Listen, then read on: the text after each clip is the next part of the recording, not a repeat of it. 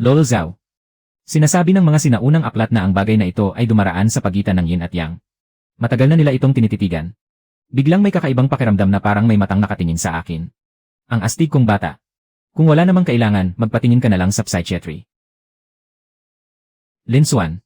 Ano ang nangyari sa'yo?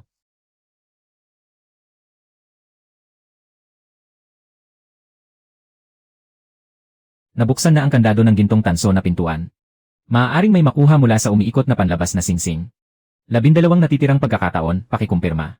Anong kalokohan ang kukumpirmahin ko? Kumpirmado ang tagumpay.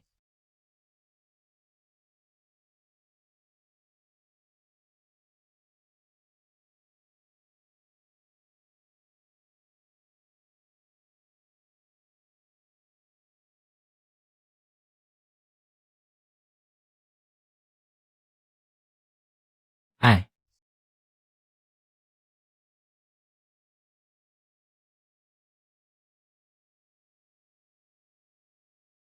anong ginawa mo sa akin?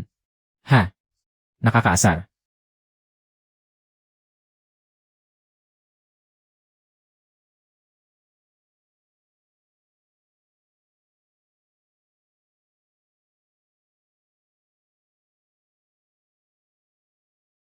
Sige, umarte ka na.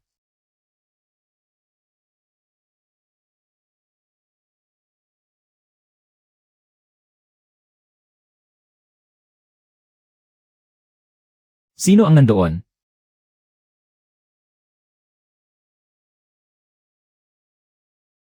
Ako ba?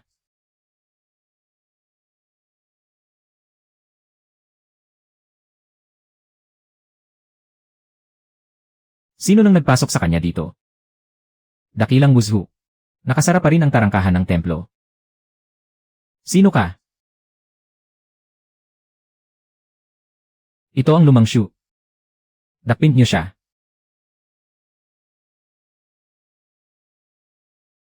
Nasa loob ang gamot ng ama na hari. Kukuha lang ako ng gamot. Sarado ang dambana. Hindi pwedeng basta pumasok ang prinsesa. Talagang sa ganitong oras pa lumilitaw ang dayuhan. Paano mo ipaliliwanag yan? Hindi ko siya kilala. Isa siyang taga-bundok. Isara ang gilid na pintuan. Nagulat ang banal na hayop. Walang sinuman ang dapat umalis sa bulwagan. Hindi ka ba natatakot mamatay? Natatakot ako. Kaya hindi pwedeng hintay na lang ang kamatayan. Ibigay mo sa akin ang langis. Sino ka ba talaga? Kung gusto mong mabuhay, huwag ka nang magtanong.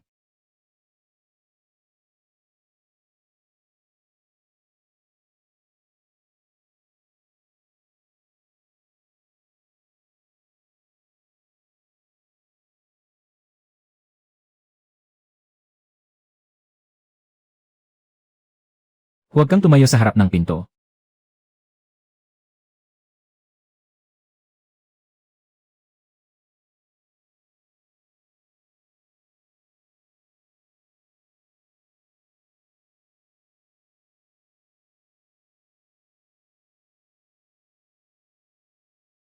Ang siwang na ito ay papunta sa labas ng bulwagan, sa lagusan ng alay na usok. Pwede bang buksan ang takip sa ibabaw? Pwede.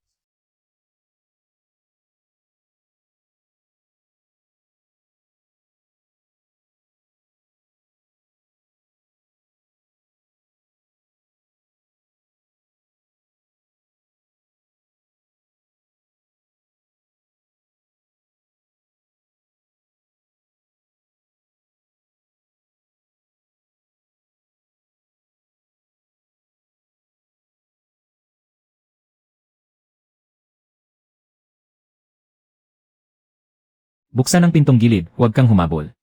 Hindi siya umaatake sa lungsod. Tumatakas siya para iligtas ang buhay niya. Kaninang sandali, ang apoy ay lumabas mula sa maliit na kahong ito. Fire engine. Dumarating ang apoy mula sa palad. Mula sa ibang panahon ng kasuotan. Nang makita ka ng banal na puno, ito ay nayanig. Ikaw ang isinugo ng banal na puno. Hindi. Isa lang akong taong nagsasaliksik sa arkeolohiya. Ang pangalan ko ay Kanje. Anak na babae ng hari ng Kankong. Bumalik na ang hari. Nang iniikot ng hari ang pag-inspeksyon sa hilagang libis. Nahulog siya sa ambush ng tribo ng pakpak ng uwak. Sugatan siya sa tiyan.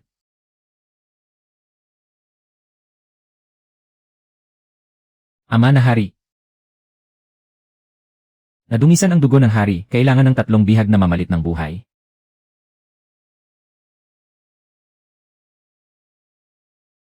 Hindi yan dugo na marumi. Nahawa ang sugat. Marunong ka ring magpalabas ng apoy. Marunong ka ring magpalit ng kapalaran. Hindi. Pero kahit mapatay mo silang 3, hindi mo pa rin siya maililigtas. Hindi maililigtas ang hari, mamamatay sila. Ikaw rin ay mamamatay. Kung gayon, isang taya na lang.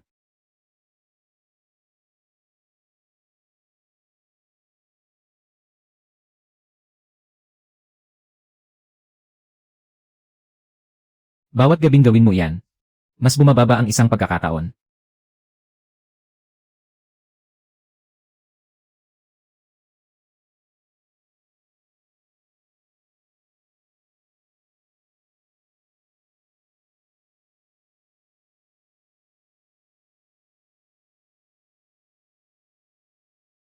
Lagnat na hindi pa bumababa. Mas mahina ang pulso kaysa kagabi. Lumipas na ang isang gabi. Hindi pa nagigising ang hari. Nabigo ang mahiwagang lunas. Buhay pa siya. Kailangan ng panahon ng paggamot. Hindi pwedeng mawala ang hari. Hindi rin pwedeng mawala ang banal na puno. 3 alay na panata. Palitan ang buhay ng hari. Hinahayaan ng dayuhan ang katawan ng hari na malason. At itinatali rin sa altar ng handog.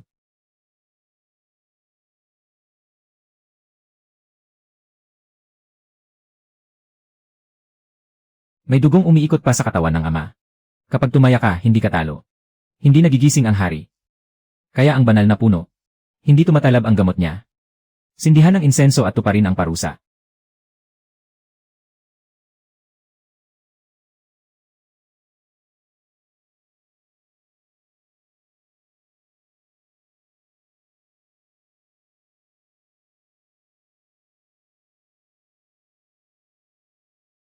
Tumigil ka.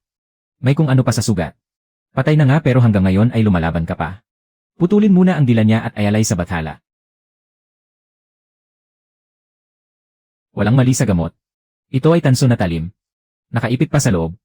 Kung hindi pa mailalabas. Hindi tatagal ang hari ngayong gabi. Kahit ialay ninyong lahat ay hindi na niyo siya maisasalba. Nais pa ninyong muling subukin ang buhay ng hari. Diin sa ibabang kaliwang bahagi ng sugat. Dahan-dahan itong itulak pataas. Huwag mong galawin ang gitna. May laman talaga ito.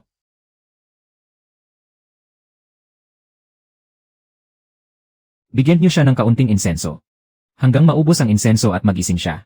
Unang mamamatay ang 3 alay. Ikaw ang huling. Hindi mo na kailangang hintayin pang maubos ang insenso. Ibigay mo sa akin ang ilawan at ang tubig na kumukulo.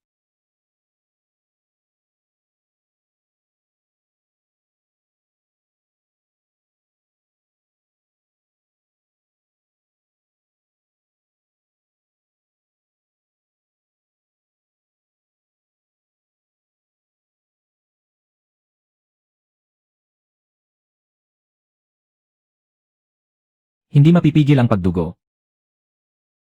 Ama. Pigilan mo ang pagdugo. Kapag gumalaw siya, lalalim ang sugat sa bawat piraso.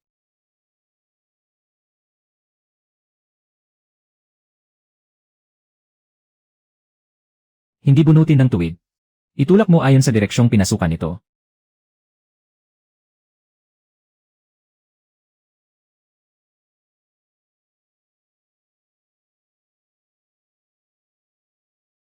Lumalabas na ang ugat ng sakit. Hugasan mo at lagyan ng gamot para tumigil ang pagdugo.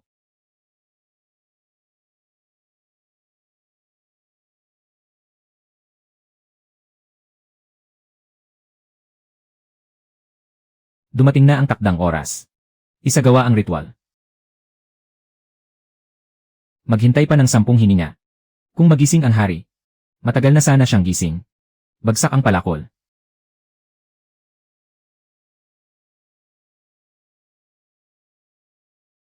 2, 3. May reaksyon na siya, itigil niyo.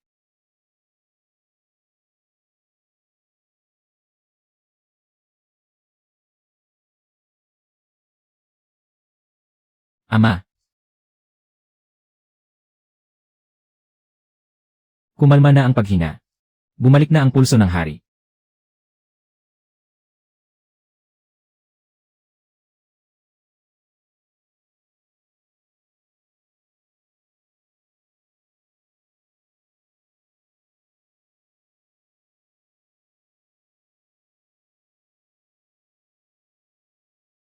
Siya ang nagligtas sa atin. Kung hindi nahanap ng dayuhan ang talim, hindi sana nakaligtas ang hari hanggang ngayon. Kayo pa ang gustong ihandog siya sa bathala. Ako. Maling paratang sa sugat ng hari. Tandaan ninyo, kung tunay na iingatan ng banal na puno ang lumangsyu, hindi ito matatakot sa paraang nagliligtas ng buhay. Ikaw na mula sa hinaharap. Ano ang gusto mong dalhin mula sa lumangsyu? Gusto kong makauwi. Saan? Pagkalipas ng 3,000 taon. Hindi iyon sayo. Susya niyo ng banal na puno.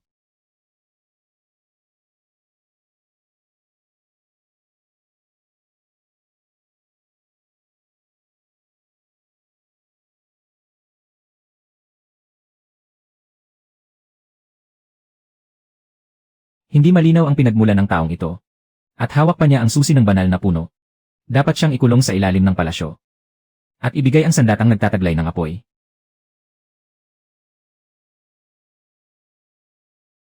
Kapag naubos ang gatong sa loob, magiging bakal na lamang ito. Ang banal na bagay na nakakapagpaubos ng lahat ay mas delikado. Kaya hindi ko kailanman sinabi na ito ay banal na nilalang. Kailangan mong siyasatin ang banal na puno. Kailangan mo ring mabuhay sa lungsod ng Sang. Ang lumangsyu ay hindi mag-aalaga ng isang taong hindi malinaw ang pinagmulan. Kaya kong gumawa ng mga bagay. Ano ang gagawin mo? Hayaan mo munang mamatay ang ilan. Magpapalayas lang ng buhay ng walang saysay. Tapos hayaan niyong maubos ang imbakan ng butil. Magtagal pa ng ilang araw. Sa isang bibig lang, sinasabi mong maililigtas mo ang isang buong lungsod. Bigyan mo ako ng isang bakanteng silid. Kaunting bakanteng lupa. Maghanap ka pa ng ilang taong marunong magkalkula. May silbi ba o wala? Subukan mo at malalaman mo. Isang beses mo akong iligtas. Hindi ibig sabihin na maililigtas mo ang isang buong lungsod. Kaya hindi ko siya pinaniwalaan, mahal na hari. Tingnan ang resulta. Ama na hari, nais kong magpaturo kay Linsuan. Hindi mo nauunawaan na kailangan ng sangsyeng ng mga taong magtuturo. Hindi nila mapalagay ang loob mo. Kailangan nila ng taong mag-aruga. Pareho kung kayang gawin ang dalawang bagay na ito. Nag-aaral ka ba sa akin o nagbabantay ka sa akin? Huwag kang mag-aksaya ng oras. Kung gusto mong matuto sa akin, pwede. Pero mag-usap muna tayo ng malinaw sa 3 kondisyon. Huwag kang basta maniwala sa akin. Kung may masabi akong mali, pwede mo akong itama. Pangalawa, kapag may panganib, huwag mong itago sa kabilang panig. Pangatlo, huwag mong ipasya ang buhay para sa iba. At may ikaapat pa. Ano? Kailangang magluto ang guro. Bakit? Sinabi mong marami ang pagkain sa hinaharap. Ang taong maraming pagkain ay dapat marunong kung paano kumain. Ayos.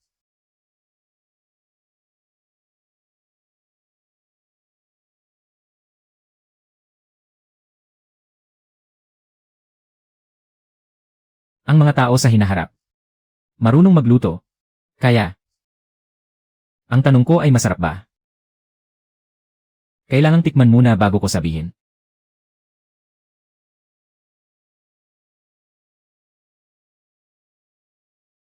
Huwag ka lang tumingin, haluin mo. Sa unang araw ng pagiging guro, pinapagluto mo na ako. Sa hinaharap ang tinatawag nilang pagsasanay. Kayo ngang mga tao sa hinaharap ang gumagamit ng salitang alagad. Magandang pakinggan.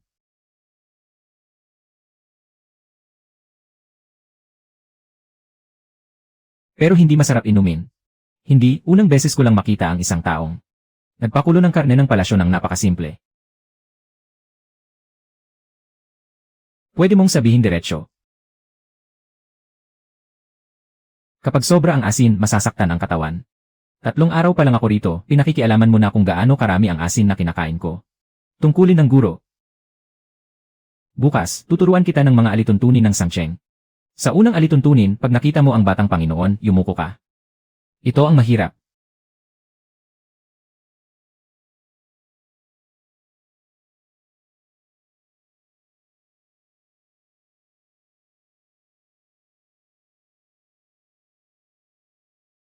Sino ang nagbubukas ng pintuan?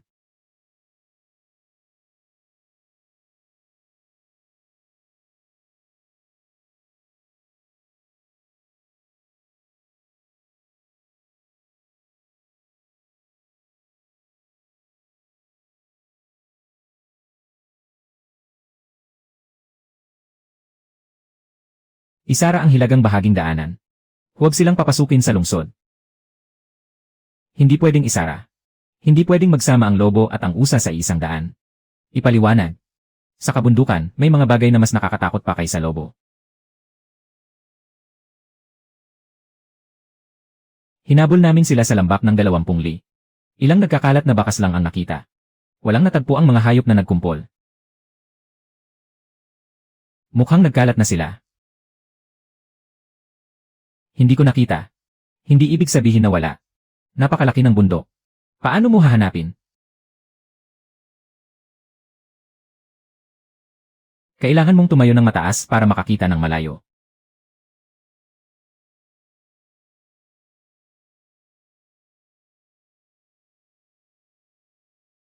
Paano lalong nailalayo ng bagay na ito ang tour ng lungsod? Naibalik ang mga nauna at mga sumunod. Ganyan lang ang tama.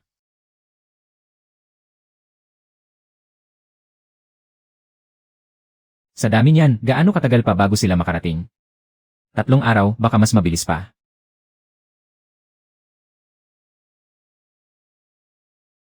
Ay, nagpapalit na ng bagong damit.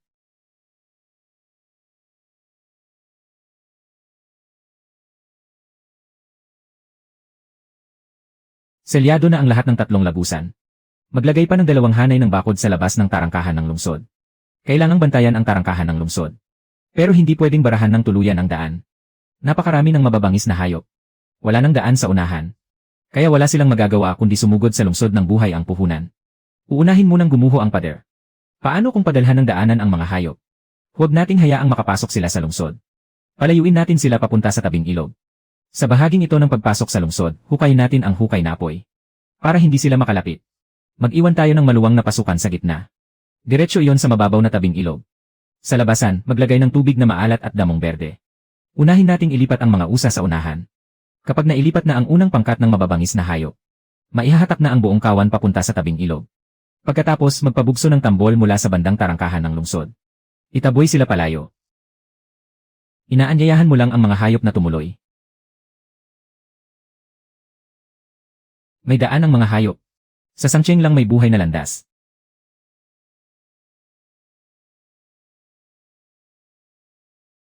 Sa pagbaba ng kawan sa bundok, ang banal na puno ang tanging handog sa ritual. Nasa paglipat na ang mga tao ng mga handog. Kung ganoon, wala nang hukay sa kanal. Hindi na tayo pwedeng mag-aksaya pa ng bigas at tao. Kapag nagpatuloy pa ito, babagsak ang lungsod. Ngayon, pansamantalang itigil ang paghahandog. Magtungo ang mga kawal sa utos ni Wushai. Matanda, magpakulo ka ng tubig.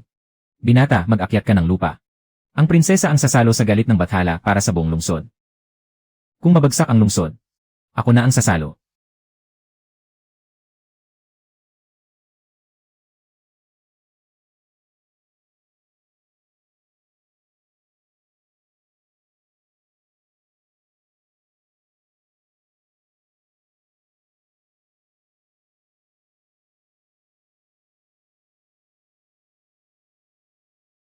Hindi sila sumugod dito sa Sangcheng.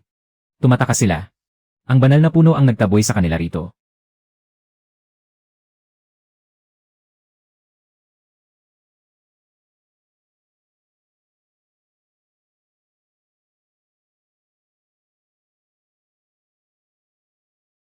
Dumating na ang pagdagsa ng mga hayop. Hindi ba bukas pa sila dapat pipilitin? Nauna ng kalahating araw.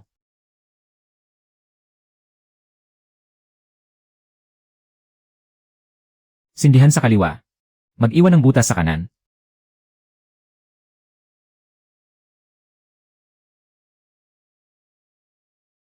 Ayos na. Hindi pa.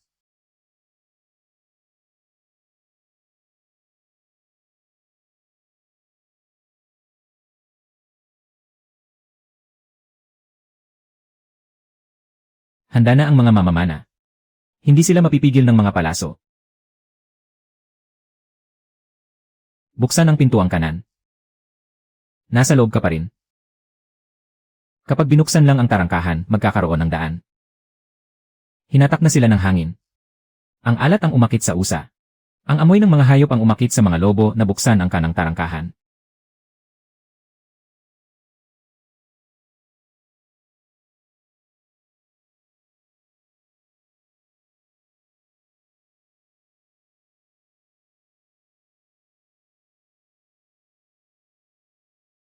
Lumingon ang kawan. Huwag patigilan ang tambol. Itaboy ninyo palayo ang lahat ng nasa likod.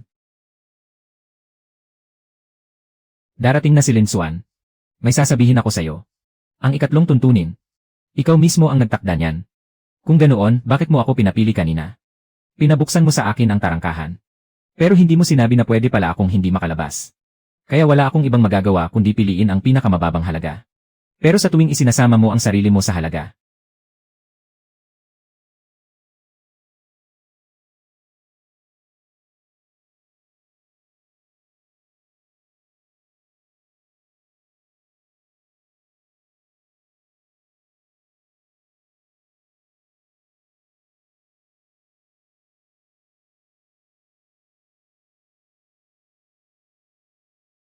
halos napabayaan na ang mga pananim sa palibot.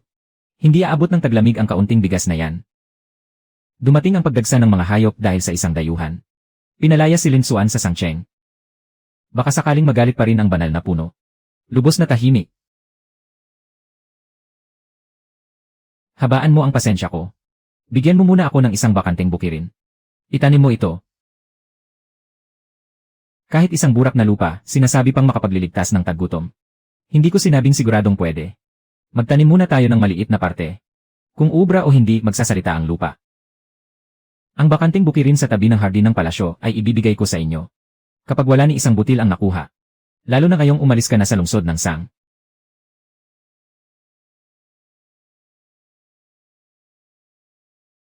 Ganyan lang ang maibibigay ko. Ipamahagi ito sa bawat angkan. Sabay-sabay na magtanim ang lahat. Ngayon, kalahati muna ang hati. Kung hindi mabubuhay, wala ring mapapala ang kahit sinong sambahayan. Magsubok munang magtanim sa piling mga lugar. Mag-iwan man lang ng kalahati bilang binhi. Kung ayaw ninyong magbahagi, gusto ninyong kontrolin ng mga darating na imbakan ang bawat angkan. Hindi kontrolin. Ang ibig sabihin, napakahina ng mga binhing ito sa paghahati. Unahin na ng palasyo ang pagsubok na pagtatanim. Kapag nagtagumpay, kikilalanin ng lahat. Itira ang binhing sapat para sa susunod na panahon. Ang matitira, hatiin ayon sa dami ng bawat angkan.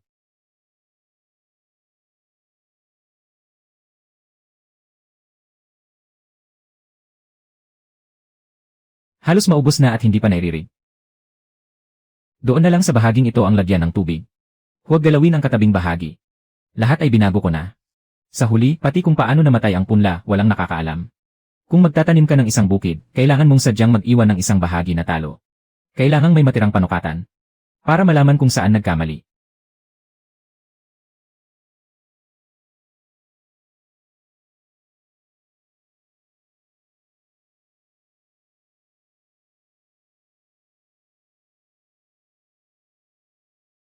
Kung ang mga binhi ay mamamatay rin. Wala rin itong mabubuhay sa ibabaw ng lupa. Kung sa ilalim ng lupa ay may maibubunga pang nasunog na bagay. Para hindi maipon ang malas sa lupa.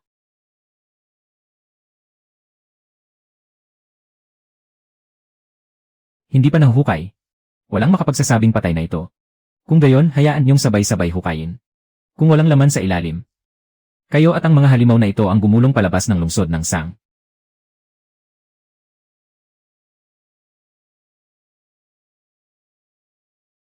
Magliwanag ng husto.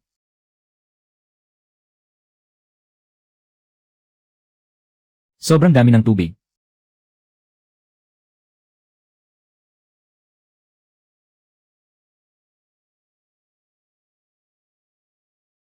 Hindi dahil hindi tumubo. Itinago lang nila sa ilalim ng lupa ang lahat ng butil.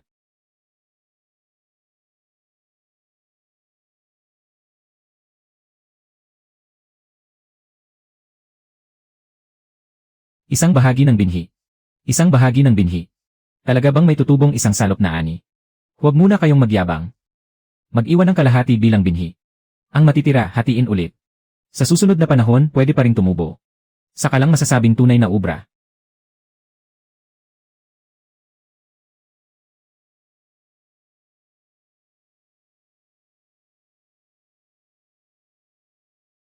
Isang antas na naman ang nabawas.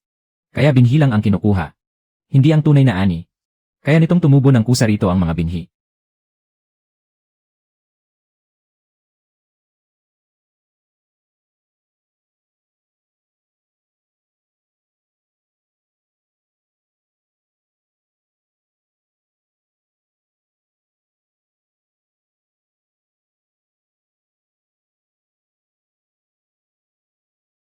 Nakarating na sa pagkain ito ang kapangyarihan ng banal na puno.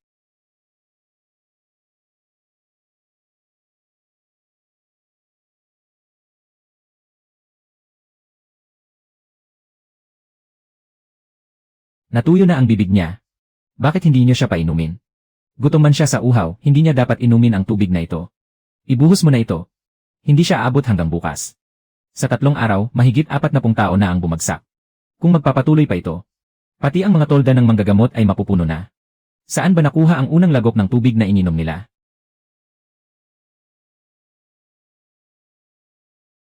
Bagong ani lang ang nailibing pa sa lupa.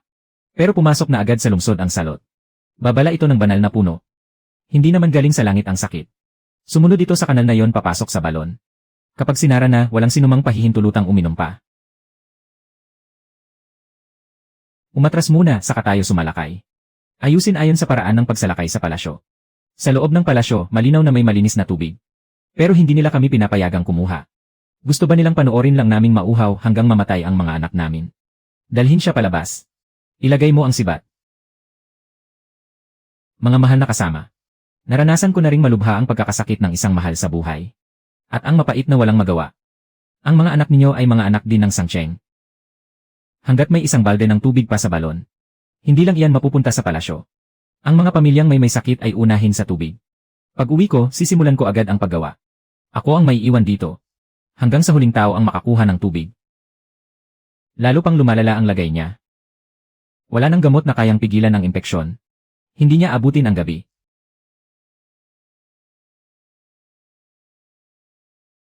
Sa ganitong lagay, muling magbukas. Baka talaga magising ang banal na puno. Ang taong naglaho sa paningin ay tapos na.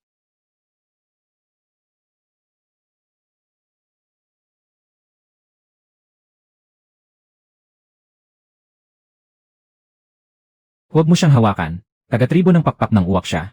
Ang hari noon ay naitiman din ng tribo ng pakpak ng uwak. Hindi pwedeng isang bata ang magbayad sa galit ng ama. Ito lang ang mga gamot na meron tayo. Ano ang gagawin natin sa mga batang taga-Sangcheng?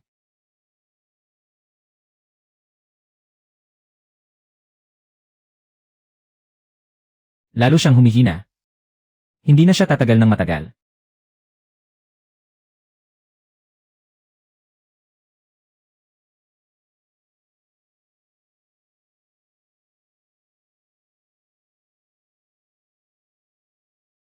Bumagsak na rin ang taong mula sa hinaharap. Nakita mo ba? Hindi na niya kayang pangalagaan ang sarili niya. Kinhi ang nagligtas kay Linsuan. Hindi pwedeng tumigil ang taong nagpupuno ng tubig.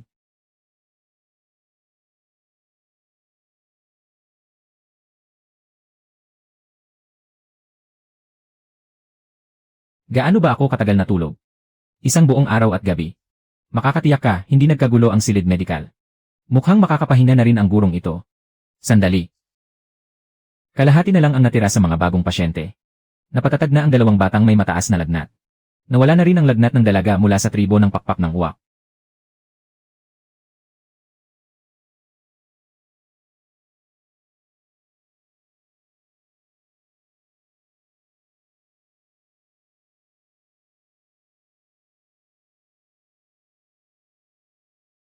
Bumababa na rin ng husto ang bantay ng pinuno ng silid medikal. Kikilos na ba tayo ngayon? Huwag muna.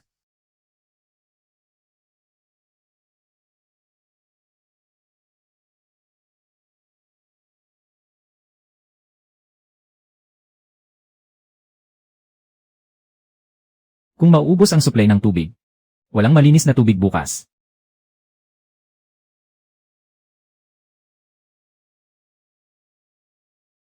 May isa na namang padala si Lolo Shai.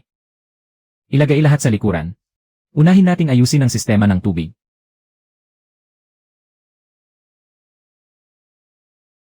Ang tanso ay hindi kahoy. Gumawa ka ng dalawang hiwa. Makakabuo iyan ng saradong sisidlan. Hindi. Kaya kailangan nating subukan. Kaya kong tingnan ang kulay ng pugon. Hindi. Kaya kong pakinggan ang tunog ng tunawan ng tanso. Hindi. Kaya kong itimpla ang haluang tanso. Hindi rin. Kung gayon, anong ginagawa mo sa paggawaan ko? Itatala ko ang bawat bigo mong pagtatangka.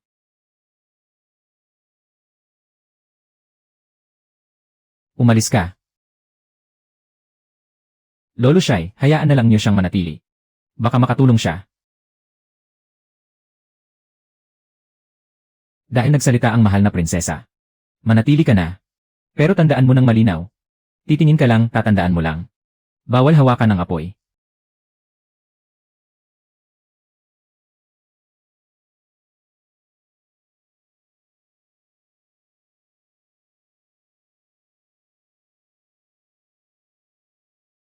At huwag mong dumisan ang pugon. Huwag mong itapon. Ipakita mo sa akin. Ang unang piraso ay naputol sa gitna ng dugtungan.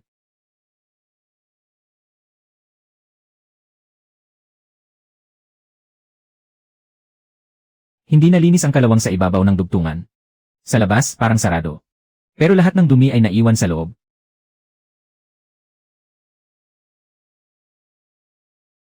Ang ikatlong piraso ay hindi rin nakaligtas sa kahalintulad na problema. Hindi nakasalo ang numero 1. May butas sa numero 2. Labis na nainitan ang numero 3. Iba-iba ang 3 beses na pagpalya sa paggawa ng batas.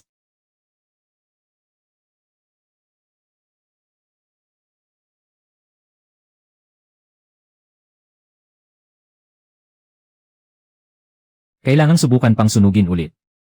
Kahit ang basurang tanso, kailangang magamit hanggang maubos.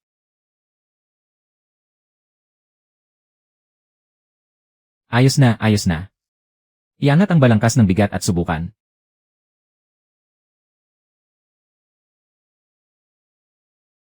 Nasalo na sa labas. Wala pa ring laman sa loob. Buti na lang at hindi natin agad nilagyan ng daluyan ng tubig. Ito ang pinakamatagumpay na ginawa natin. Pero ito rin ang pinakamapanganib.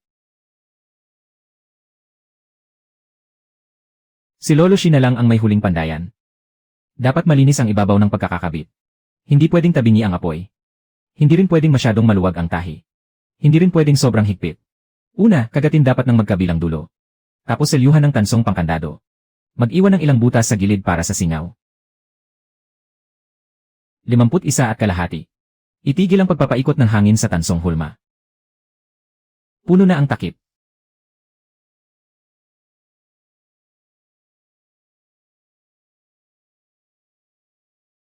Nasalo na, talagang nasalo na. Ang mga kasuklam-suklam na yan ang hindi dapat umalis. Ako pa ang naglakad sa bawat daan para sa inyo. Kaya hindi pwedeng itapon. Kailangang itabi ang mga yon. Sa susunod, mababawasan ang paikot-ikot na paglakad.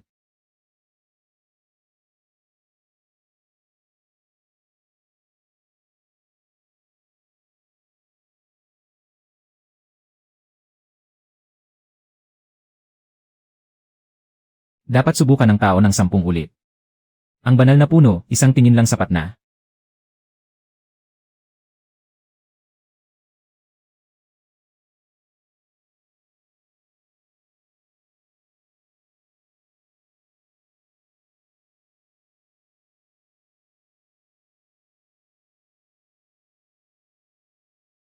Turuan mo pa uli si Linsua ng isa pang paraan. Mas marami siyang matututunan.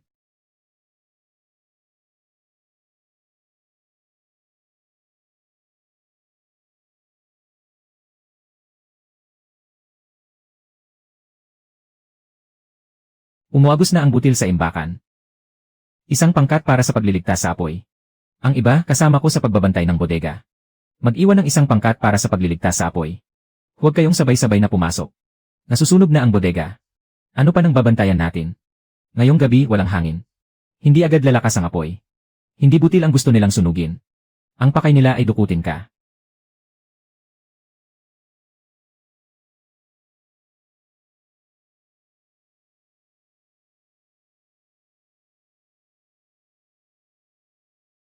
3 araw na ang nakalipas. Sa teleskopyo, nakita ko ang bakas ng mga itim na pakpak. Hinala ko, paparating sila para salakayin ang imbakan ng butil. Kaya sa gitna ng gabi, palihim kong inilipat ang mga patatas sa hukay ng kamote sa ilalim ng lupa. Nagkalat din ako ng mga tansong piraso sa daluyan ng tubig. Kapag tumunog ang tansong piraso, alam mong dumating na ang tao. Ikaw, itago mo ang mga sundalo sa magkabilang panig ng punong bodega. Kapag narinig mong may pangatlong tunog, paligiran nyo. Kung alam mo lang na darating sila. Alam mo lang na may mayapak ang bakas. Pero hindi mo alam kung saang gabi. Puro ba walang laman ang mga sisidlan sa punong bodega? Magkubli ka sa patay na apoy. 3 tunog ng kampana. Kumilos na.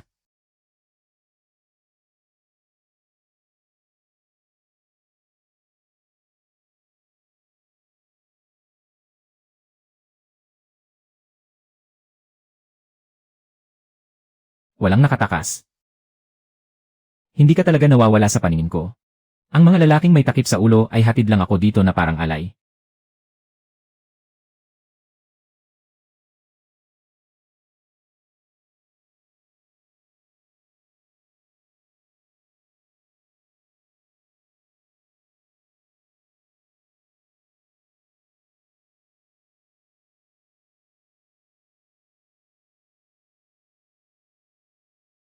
Hindi pwedeng ibigay sa iyo ang bagay na ito.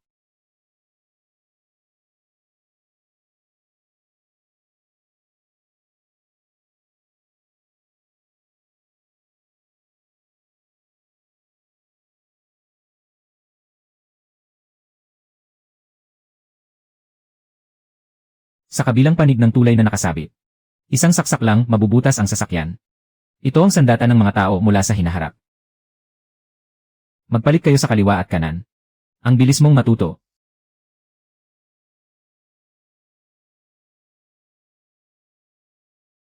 Wala na akong mapagpapalit sa damit na ito.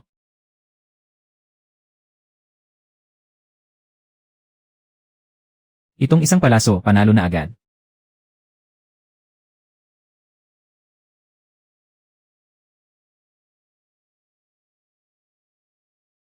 Lalaban pa ba tayo? Kung gusto mo akong patayin, malinaw naman. Gusto kong itigil mo ang pag-atake. Hindi para kunin ang buhay mo. Tigilan mo na, Tio.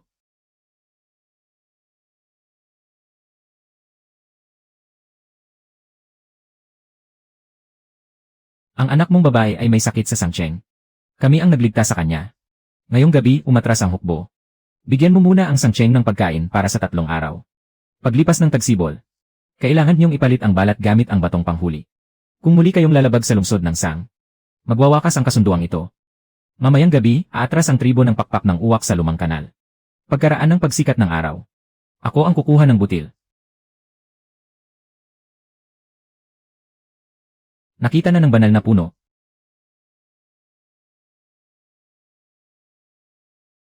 Natatandaan na nito ang baril.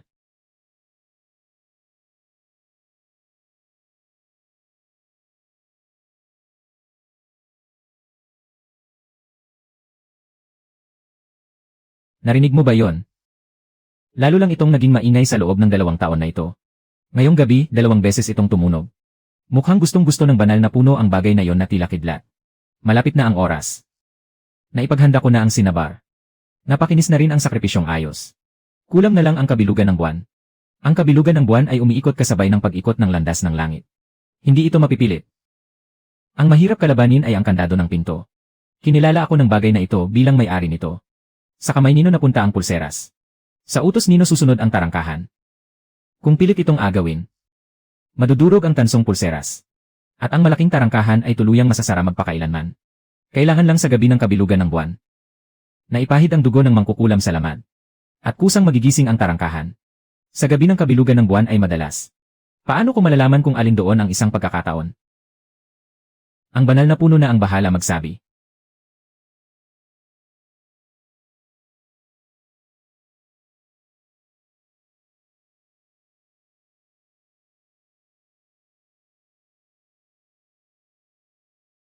Bukas lang.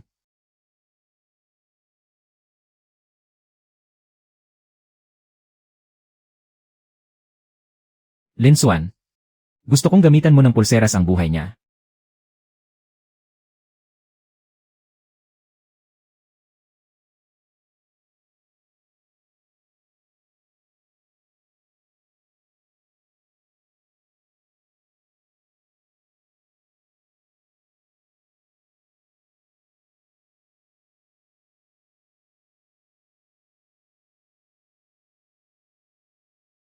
Mula ngayon, ikaw na ang bahala sa Sangcheng. Maligayang pagdating sa bagong hari.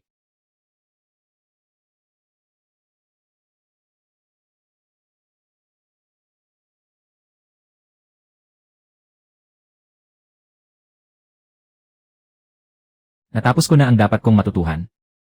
Ngayon, isauli mo na ang plake sa kanya. Simula ngayon. Huwag mo na akong tawaging guro. Mabuti, Lin Xuan.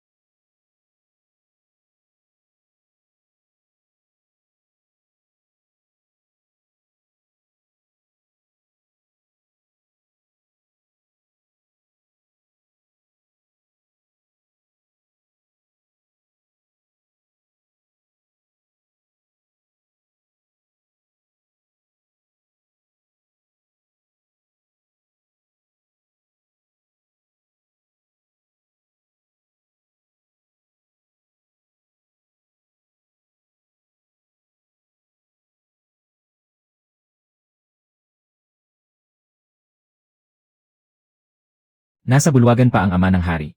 Sino ang nagbigay sa iyo ng karapatang magpataw ng pagsasara sa palasyo?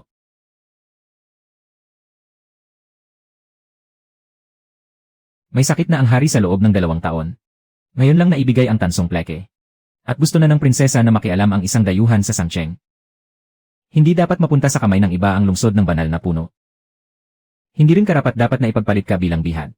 At lalo nang hindi masasabing kalooban ng bathala. Lin Xuan, itaas mo ang mga kamay mo at pumasok ka. Kung magtatagal ka pa ng isang saglit, ubusin ko muna ang uod na babae. Tapos isasagawa ko ang ritual sa buong maharlikang angkan. Huwag mo siyang galawin, nandito na ako.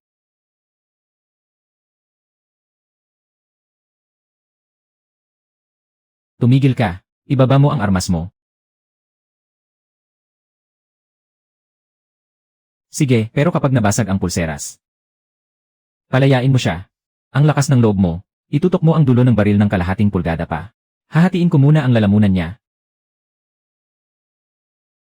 Umalinggaw ang putok ng baril. Samantalahin niyo ngayon at kunin ang kanlurang tarangkahan. Kayo, sumama kayo sa akin sa pagkuha sa sasakyang pandigma.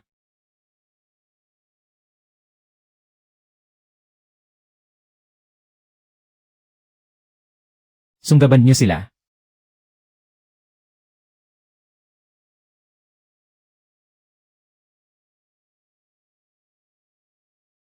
Isang pangkat ang magbabantay sa reyna at sa bata. Ang natitira, selyuhan ng labasan. Walang makakalabas. Ibaba ninyong lahat ang mga armas. Papalagpasin ko kayo ng walang parusa. Sino pa ang mga ngahas lumaban para kay Xuanje? At parurusahan ko kayong lahat bilang mga taksil. Pulutin niyo ang mga armas. Itakwil ang templo. Hindi ba kayo natatakot na parusahan ng banal na puno?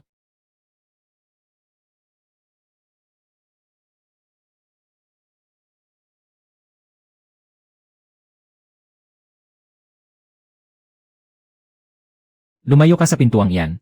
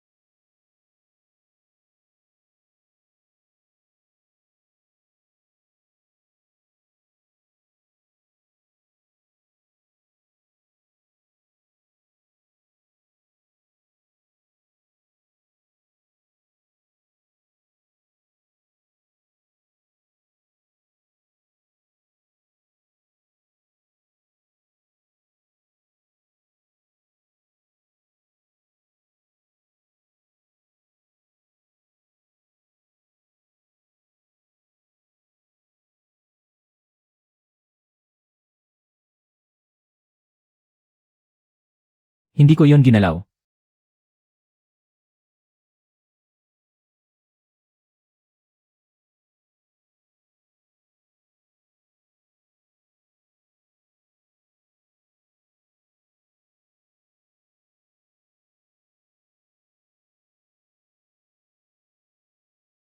Hindi ko ginalaw ang pulseras.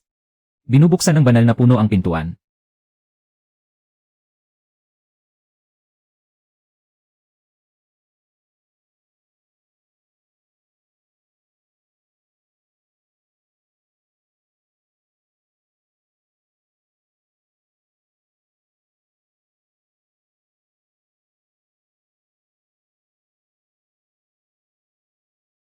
Ang punong iyon at ang punong ito ay isa. Pagkalipas ng 3,000 taon, tanso na lamang ang natira rito.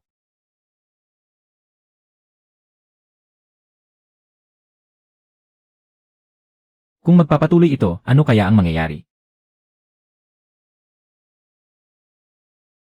Naupod na ang harang na ito. Kapag tuluyan itong nawasak, ang inyong apoy at salot ay dadagsa sa arka. Ang atin namang mga bakal na balangkas at kable ay babagsak sa kabisera. Pagdating ng panahong iyon, hindi ito tungkol sa kung sinong panahon ang papasukin ng sino, kundi ang sabay na pagkakadurog ng dalawang magkaibang panahon.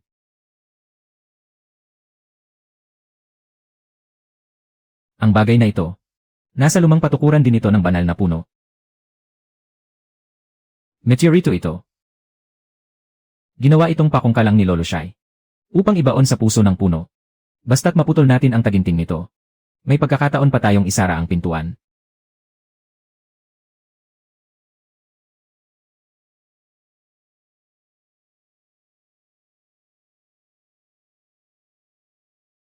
Marunong ka bang magpanday ng meteoritong ito? Hindi po. Sinabi mo na rin yan noong nakaraan. Nagbantay ako ng 2 pang gabi, kumusta naman ngayon? Ang itinuro ninyo sa akin ay kailangan ko pang pag-isipan. Pero ang mga muran niyo sa akin ay kabisadong-kabisado ko na. Sino ang pinababalik ng 2 salitang ito? Pagbalik ko, personal ko itong sasabihin sa'yo. Nandito ang lupain ng ating mga ninuno at ang kanilang mga libingan. Kung aalis tayo sa lungsod ng Sang, saan pa tayo pupunta? Tingnan niyo ang mga bagay na ito. Tingnan niyo ang mga taong sugatan. Hindi na kayang protektahan ng banal na puno ang lungsod ng Sang. Buksan ang 300 patungo sa bundok ng tribo ng pakpak ng uwak. Hayaang maunang lumikas ang mga matatanda at bata sa kampo sa bundok, may pagkain para sa lahat doon. Buksan ang imbakan ng palasyo. Simula sa araw na ito, kung ano ang kinakain ng mga mamamayan, iyon din ang kakainin ng maharlikang pamilya. Bilis, sumunod kayo, huwag hihinto. Ihatid mo muna ang mga mamamayan sa bundok. Ako na ang bahala roon sa banal na puno. Gusto mo na naman akong iwan? Nangako ka na. Na hindi mo na ako muling iwanang mag-isa. Masyado akong nabilib sa sarili ko noon. Sa tuwing nasa tabi kita. Iniisip ko palagi na kailangan mo ako. Ngunit napagtanto ko sa huli, na ang taong hindi talaga kayang mawalay, ay ako pala sa simulat sa pool. Kaya sa susunod nating paglalakbay, nais mo bang sumama sa akin? Kaya kong maglakbay ng mag-isa.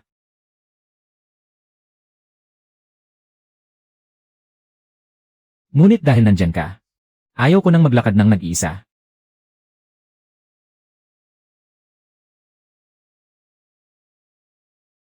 Hawakan mo itong mabuti kung sakaling magkahiwalay tayo. Gamitin mo ito upang hanapin ako uli. Huwag mong hayaang maghintay ako ng kay tagal hanggang sa malimutan ko ang iyong mukha. Kahit lumipas pa ang 3,000 taon, makikilala pa rin kita. Itatanda ko ang mga salitang iyan.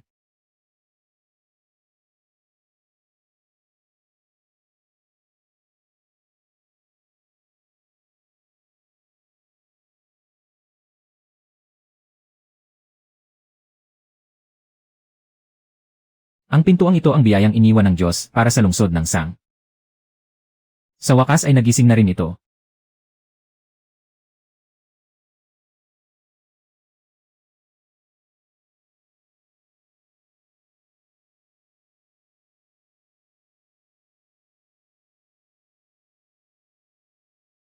Nagliliwanag ang banal na puno, nagliliwanag ang banal na puno. Ito ang kabilang panig ng mundo ng banal na puno.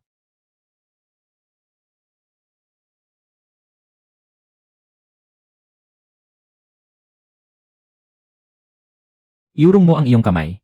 Hindi pintuan ang pinindot mo, kundi ang huling harang sa pagitan ng dalawang mundo. Hahaha. Bukas na ang pintuan. Kaya niyo akong pigilan. Ngunit hindi niyo mapipigilan ang Diyos.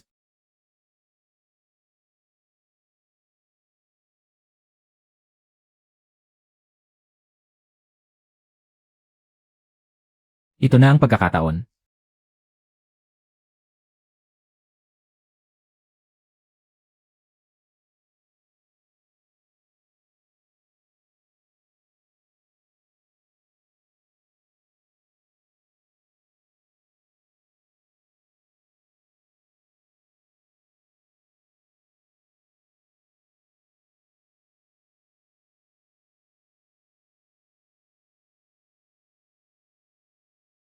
Nangako tayong sabay na lalakad.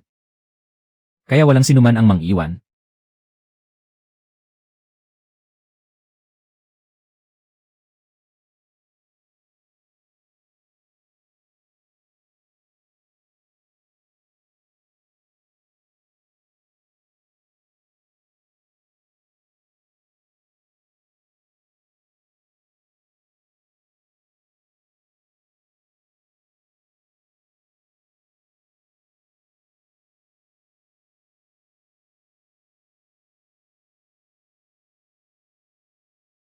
May bagong pako na nakabaon sa puno mula 3,000 taon ang nakalipas. Saan ba talaga nanggaling ang bagay na ito?